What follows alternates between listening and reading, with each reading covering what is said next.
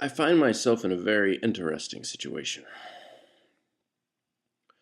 In the course of the last 2 days, I've heard some interesting information on oil and energy, and this all ties into a company called Chesapeake Energy, which has been on my stock watch list. It's going through a little bit of troubles, and it seems like it's undervalued because of some hinky shit that the CEO was doing. And I was looking at a possibility of investing in that stock and capitalizing on their shenanigans. and I just may, but I want to make sure that we find the bottom and the laundry is completely aired out. You want to catch that rise. Now, Chesapeake Oil, they do, or Chesapeake Energy, rather. It seems they mainly do natural gas, compressed natural gas. Now, I heard an internet rumor, take it for what you will, that Israel completely uses compressed natural gas to fuel their vehicles. And see, what the hell else was there? I was listening to NPR after that. Sometime, it wouldn't have been yesterday because I didn't really listen to the radio. I've been shutting the radio off a lot when I ride around. Here's a tangent for you. I had I'd overheard a report that the smartphones and the constant accessibility of media and information highway resources has led to a decrease in creativity. A psychologist figured that the time that we used to spend when we weren't being bombarded with media or otherwise occupied was the time that our mind uses to begin to connect seemingly unassociated facts and input data in our minds. Daydreaming, for lack of a better term. When you get to think, and I'll tell you what, it works. I shut the radio off when I'm in the truck. I'm on the smartphone a little less. Man, I'm hooked on this game called Battle Nations on my iPhone. It's the shit. Makes up for that military training that I never got. All right. End of tangent. Get back on track here. Uh,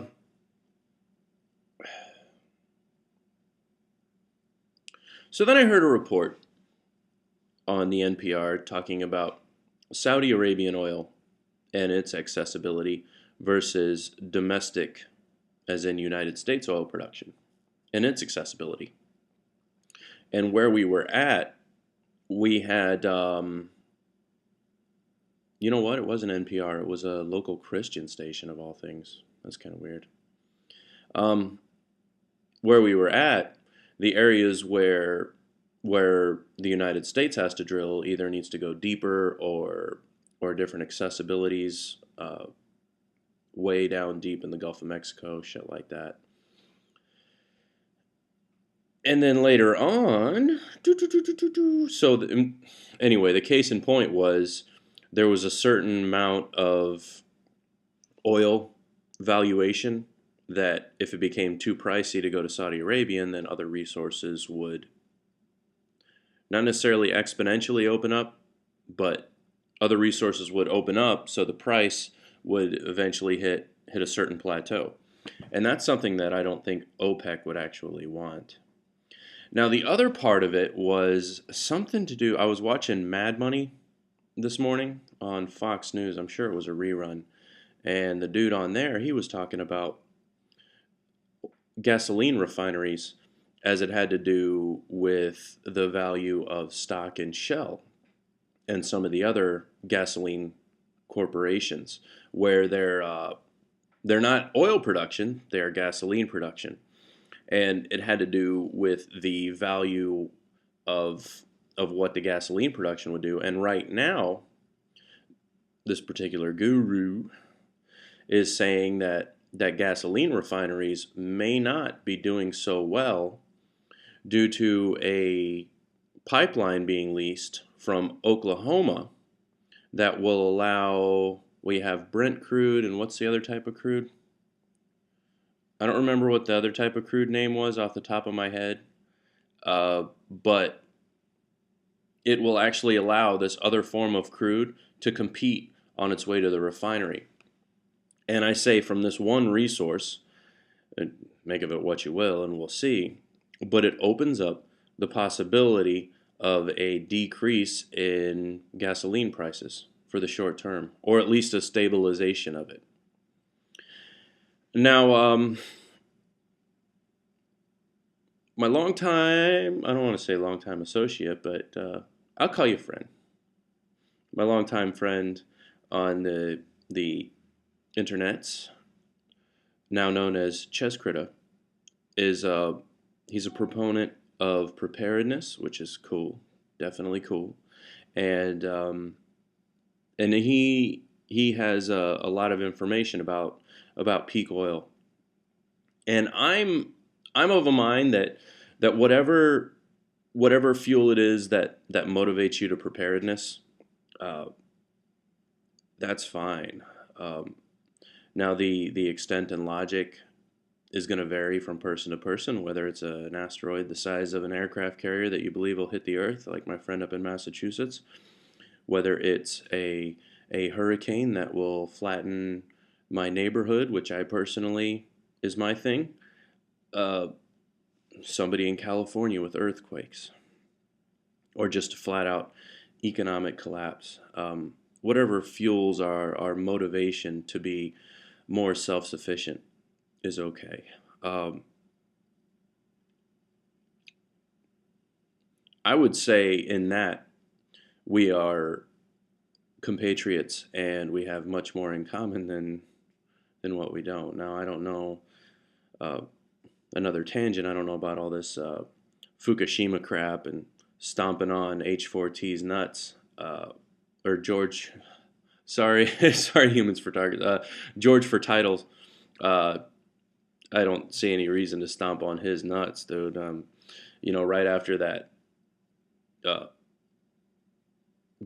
terrible, terrible event in Japan, when this clown is in his shitty ass car wearing a shower cap with a dust mask over his face and gloves, screaming at the top of his lungs with a heavy ass suntan, saying it's radiation. I mean, I don't know what y'all did, but what I did was I immediately contacted my friends who live in Japan.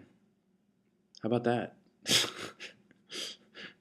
Because, like what Ches Critter was saying, I have a friend who lives near Tokyo, and I have another friend who's further north. And shit, I got a hold of them as quickly as I could. I mean, it was very nerve wracking. It's one thing to be in California and piss and moan about something that may happen to yourself, but to have fucking people you care about a few hundred miles from it, that's a different story. Um, where was I? Anyway, overall, I want to. I just wanted to get this out there and do a little video response to Ches Critic, because I'll tell you what, you and I definitely have our differences in viewpoints, but what I would like out of it would be for us to, well, maybe not you so much, but I would definitely like to continue to learn from the information you have, and I don't particularly like the aggravation that you're exposing yourself to, and I would hate to see it burn you out when you have a logical message. Okay, and I really do mean that, all of our differences, and me kicking you in the ass occasionally notwithstanding, like I could give you a little boot to the caboose over the $1 billion loss from J.P. Morgan in quarter one. Dude, J.P. Morgan is like up and down $36 million on a trading day in volume. So I'm just saying. I'm just saying. All right. Um, Here's the deal. In conclusion, Um, just like in my, I don't know, my hardline individualistic libertarian views, I know that my point of view is limited and it relies on the point of view of others. Uh, so it is with my economic information and my data. Now I hope that anybody who watches me and now knows that I do stocks and things like that, I hope that you see that in the right way. Um, I'm not big on necessarily pumping and dumping. I am personally taking a risk by buying shares in companies, and if those shares increase in value to the point where I can make money, then I take it. Um, mm, Hope to be a businessman. uh, uh, this is a this is a pretty crappy video. I only swore like twice, and I'm all over the place, and the content's stupid. I tell you what, though, I'll make it up to y'all one day. You just wait and see. See you later. Y'all be good.